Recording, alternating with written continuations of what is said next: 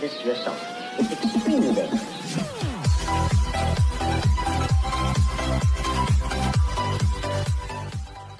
So what's up guys, this is your J-Tron TV. So tuturuan kayo paano mag-withdraw ng ating kinita sa TikTok. So punta na tayo sa profile. Then click lang natin yung nasa taas. Then punta tayo sa creator tools. Then scroll down natin. Then TikTok shop creator. Then punta lang tayo sa commission. Then once na nakapunta tayo sa commission, so click lang natin yung withdraw.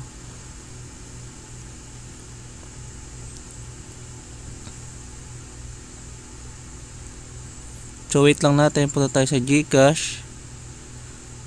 Click lang natin yung GCash.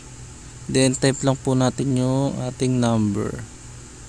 So GCash number po natin ilalagay dyan.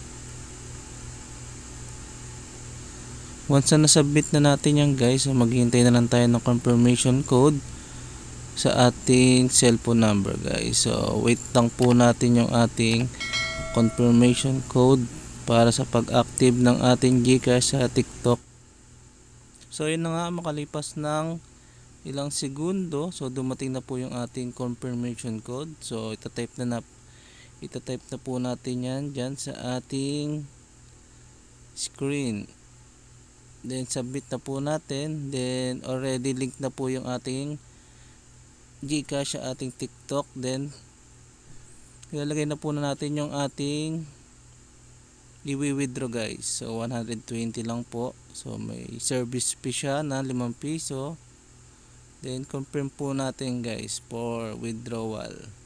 Then already done. So kung nakikita nyo already goods na yan. So pupunta tayo sa ating GCash. So yan na guys. So nandito na tayo sa GCash. Then silipin natin kung dumating na. So yan, already goods na. Once again, this is your J-Tron TV. See you guys to my next video. Peace out.